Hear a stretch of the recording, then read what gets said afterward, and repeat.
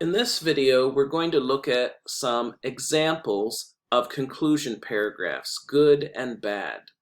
So the topic that I have here is what is a hero, which we looked at before, and here's the thesis statement that someone wrote for that topic, which we've also looked at before.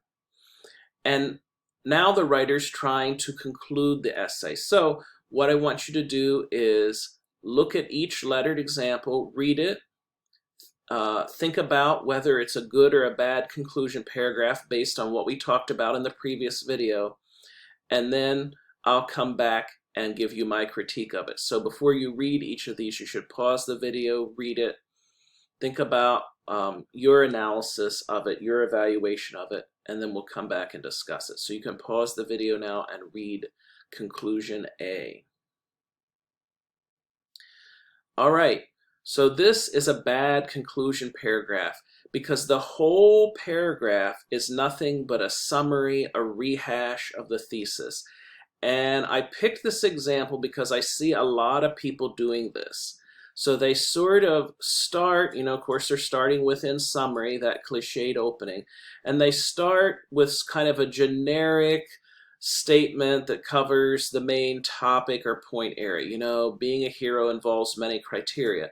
And then they devote one sentence to each of the subpoints they've written, just summarizing that, and then sort of rehash that first part again, saying, well, there's the criteria, there are the points.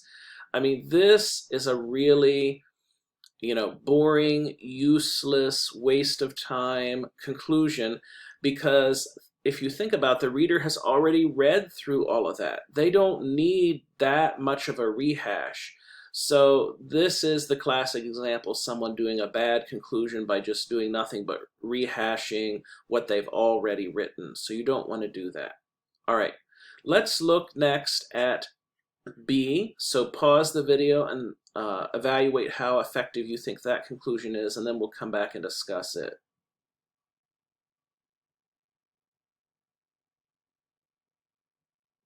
All right, so this conclusion begins with a recap of the thesis, which is okay, and then it does go on to try to talk about relevance in here, but their discussion of that is so generic that it really doesn't give the reader anything memorable to take away. There aren't any specific people or even specific types of people or anything memorable or vivid. It's just so generic there that it doesn't really add much. And then they come back at the end and they just recap the thesis again. Like, why do people do this? I don't know, because you've already said it here, you've said it in the intro, so what, you don't want to end on that. That's just such a rehash. All right. Let's look at example C. So pause the video, read it and evaluate it, and then we'll come back and discuss it. Okay, coming back, this is the good example. So it has a good recap of the thesis. I'll put that in red. And it's nice and pithy, it's kind of got that snappy language, right, where it's not kind of bogged down and repeating everything in endless detail. It's very different from the format of the thesis in the intro, which is nice. You don't want just to kind of cut and paste the same thesis that you had in the intro. You want to make it a little different here, a little pithier.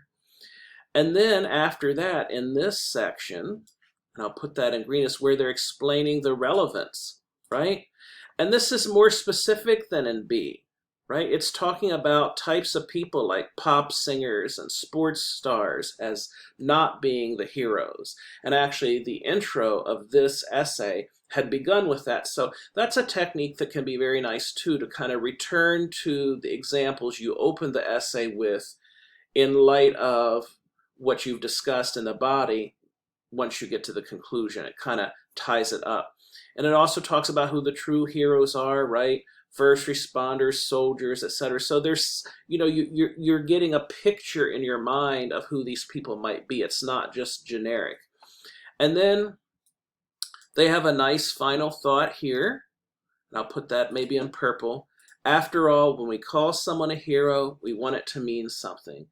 It's a memorable, pithy final thought that sort of hits the main point underlying this whole essay, which is we really should appreciate who the true heroes are, right? That's sort of the implied larger point of this essay, and it makes it in a pithy, memorable way. And so that was a very effective final thought. So C is our good example. It does a good job with recap, relevance, and final thought. And that's the kind of structure you can use for any kind of conclusion for an argumentative essay that you need to write.